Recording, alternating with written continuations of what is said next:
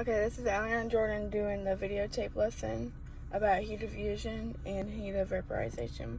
So right here I have the graph that was in the book, and I just labeled it the solid, heat of fusion, to the liquid, heat of vaporization, and vapor.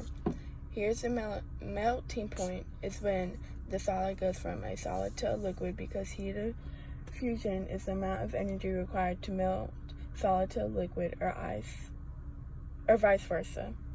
So that means when the solid is coming from a solid to a liquid, the heat of fusion makes it melt, and that's what it gets to a liquid.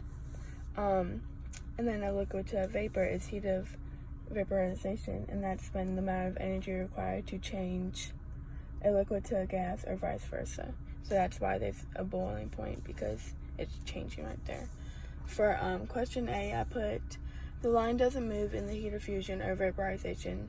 That's the constant, because it was asking for the constant. So right here, when it doesn't move in heat of fusion and heat of vaporization, that's the constant. For B, the joules are needed and are used for fusion and vaporization. When using the formula for heat of fusion, it's 334 joules over grams.